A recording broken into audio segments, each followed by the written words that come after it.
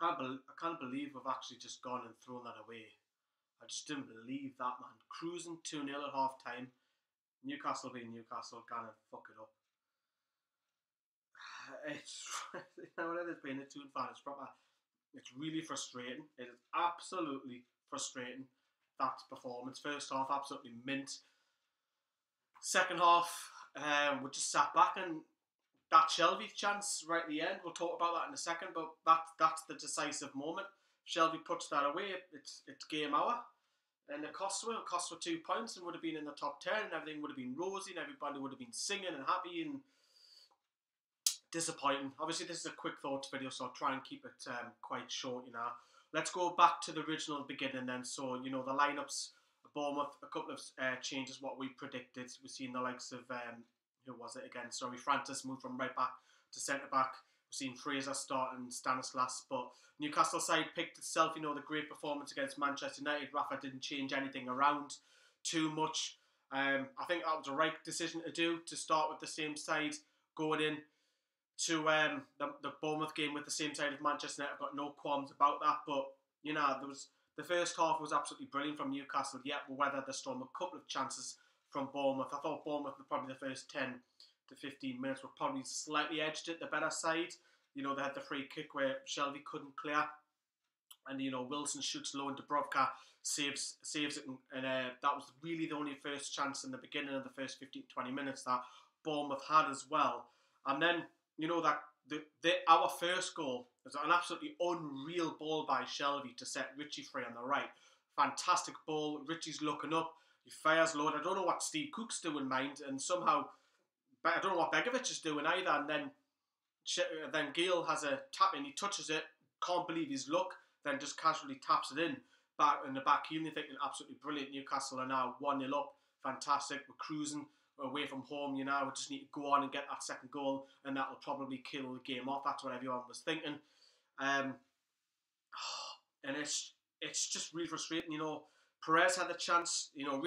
Perez had a chance, sorry, and it was blocked, and Richie shoots wide from the edge of the box. That was on shortly after the goal as well, and then on the 23rd minute, Newcastle couldn't clear, and Stanislas half volleys over.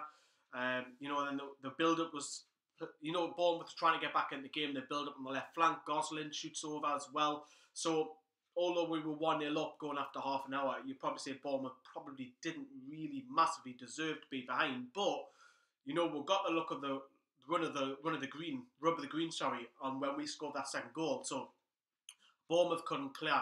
Richie'd obviously corner and Kennedy's corner, and they came back out and couldn't clear.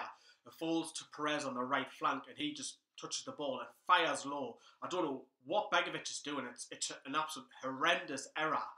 Awful goalkeeping by Begovic, but we didn't care. Dwight Gill's got a tap in, 2-0 up, easy, 2-0 going into half time. You're thinking absolutely brilliant. The next goal, I even tweeted it. If any of you follow us on Twitter, because I've got hold of Twitter this weekend, I'm looking after it. I tweeted out saying the next goal is crucial, is mega crucial to get that next goal. Whoever scores that next goal, it's a different kind of game, because it's 3-0 or it's 2-1, whoever scores that next goal. And you go in at half time, I'm sending WhatsApp voice notes to 40, singing la la la la la la, all of that to 40. And you know, the scored, well, it was late on, you know. I mean, to be honest with you, the second half, we'll put the foot off the gas a little bit. We should have scored without a shadow of a doubt when, you know, Perez outside the ball, you know, Atsu's playing on the left flank, and then he squares it, which is the right thing to do. Shelby's free. He's free from 6 fucking yards. And how does he put it over? How the hell does John Joe Shelby put that over from 6 fucking yards? He doesn't just put it over, he blazes it over. I don't know if he's just being casual and he doesn't put his foot through it, but for me, that's got to go in. That's got to be 3-0, game over, 3 points. Thank you very much. We're going back to Tyneside, we're in the top 10, but somehow he misses it. And I just didn't, I can't believe when I seen that and I was watching it on the dodgy stream, mind you. How the fuck did he miss that, man? If that gan's in, we've won the game. And it's like, and he played well. John Joe Shelby really actually played well. Some of the balls that he was doing in particular first half were outstanding. They were getting us from A to B really quickly. But that has got to go in, Shelby. That's got to be a goal for me. It's got to go in. and that's game over. In this league, you've got to finish those basic chances. Now, if that's Hoslu or that's Ayoze Perez, he's going to get one of those two players will be slaughtered, and I think John Joe Shelby needs to be slaughtered for that, because for me that has to go in. That's simple. 6 yard free, put it out. It's poor. It's absolutely poor. And then obviously that gave Bournemouth a bit of buzz, a bit of life in it. And then for me, I think Dubrovka's got to do a bit better on the first goal. And you probably say I'm picking on him, but for me, when Adam Smith, don't get me wrong, Adam Smith can hit one, but when he picks it up on that left flank, and it looks, I mean, I'm watching it on the stream, so I haven't really seen it back, so maybe I'm being a bit hasty seeing his first reaction, but when he shoots and then it swerves a little bit, for me, I think Dubrovka's got to do a little bit better for me. I've only seen it twice, mind you. I haven't seen it properly on HD, 1080, 50-inch screen, 55-inch screen, whatever. But I feel he's got to do a little bit better there for me, because I think if he dives, he saves it. But it goes in, it's 2-1.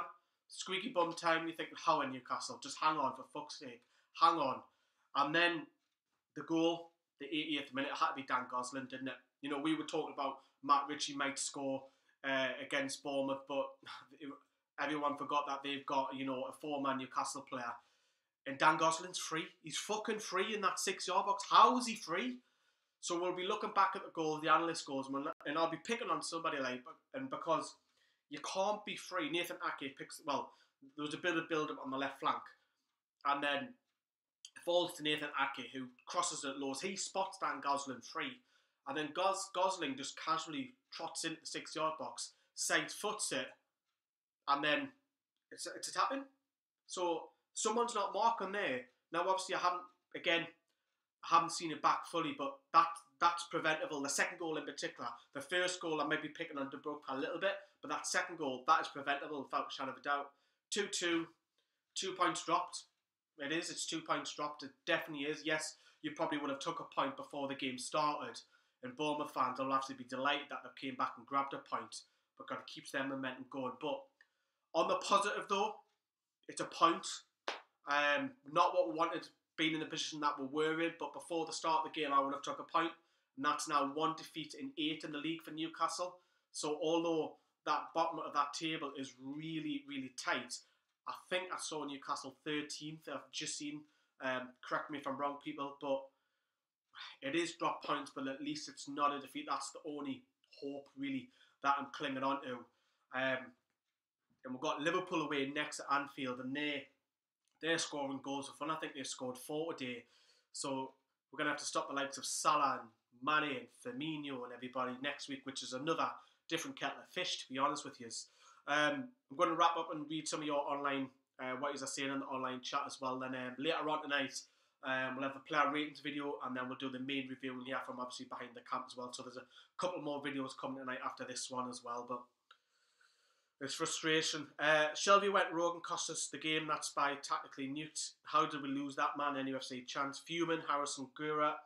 Shelby knocked Dubrovka out, and after that we conceded twice. Yeah, but Dubrovka for me should have probably done a little bit better on the first one. I know I haven't seen it back, but I'm just going on the first. I might change my mind if I watch it back properly. Honestly, how did we lose that? Very disappointed, but at least we didn't drop the points. That was by Neil Barras. Tom Milburn says that's a joke. Aidan Armstrong says that's dreadful. To glass half empty guy. 3 points drop, says Shea Baza.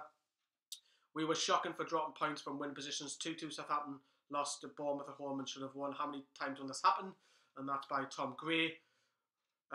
From safe to looking at relegation, NUFC chance. Yeah, that's because the league is so tight, isn't it? Loaf Bloke says, sorry, I'm going to end my life. It's not that bad. I know we're disappointed, don't get me wrong, but it's still a point at least. I know we threw away 2 points, you know what I mean? Tekets Jama says that's ridiculous. Mike Hutton says so depressing. Got a lot of games coming up as well. NFC, I haven't jinxed anybody.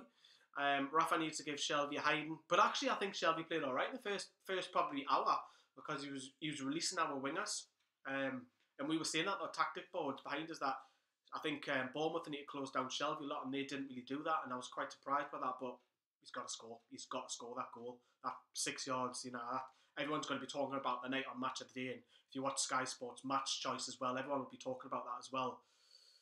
I broke my phone, says Kellogg. Liverpool away, Southampton at home. We need 4 points at least. That's by Lame NUFC. I think we've got to beat Southampton. I think you can probably maybe get beat off Liverpool, but I think you've got to beat Southampton now. Rav has no faith in the team keep control of the game. So we'll park the bus halfway through the second half. That's by Ryan. Yeah, but that's that Shelby chance, isn't it? Teams around us have won us as well. That's by Tony Oakley, sorry. Fuck's sake, I can't be bothered with this club, Hugo Selby. It's frustrating being a Toon fan, Hugo, isn't it? Liverpool will be hard, but at least we'll get a point. Yeah, Rafa's return to Anfield, isn't it? Rafa's team selection is poor. I have to disagree with you, because I would have went with that same side that went for Man United. That's GD Production, so I'm going to disagree with you on that one. I think Rafa got his first 11 spot on. I just think that Shelby, if he scores that third one, game hour. I think that's what it came down to at the end of the day. 100% will stay up by Shea says it. Liam says it feels like a defeat. Yeah, it does. You're right. We'll stay up. Don't lose hope. Niall, I'm not losing hope. I'm still confident that will stay up as well. After Richie's goal, subbed out Shaky. Sorry. NUFC Chance says he would celebrate at 40 half time. I was singing because I was happy. And I thought this is easy. This and it's just that Shelby chance. I'm sorry, but it's gonna be that everyone's gonna be tackling with it as well. Everyone talked about Shelby. Did you see Perez? Well, I think that's just because of the Shelby chance. He has to score 9 times out of 10. He scores them, doesn't he? We're 2-0 up, and I was looking forward to it. Liverpool. I'm dreading it. Says Tony. Rafa's lineups are good, but his substitutions are awful. Rafa's always been criticised for his subs, hasn't he? That was by Haribo Red. Pretty much sums up the season. Frustrated. Eloise, Rafa was too hasty bringing on defensive players when we're winning 2-0. Lewis James says bottle jobs need a good fucking hiding. That's a bit harsh, but should have won that. Yeah, I'd agree, Lewis, with you. Perez was the worst. I think that was by GD Productions. When I meant team selections, I meant substitutions. So that's been a quick thought. I want to keep it quick and short. Obviously, we'll have the player ratings video coming up very shortly, probably in the next couple of hours, and then we'll get the main review later on tonight, where we'll look a little bit more in depth once I've seen a few things as well. But it is frustration, but I enjoy the rest of the weekends and keep an eye on those 2 videos which are coming up tonight as well. See you, watch what it's Dean.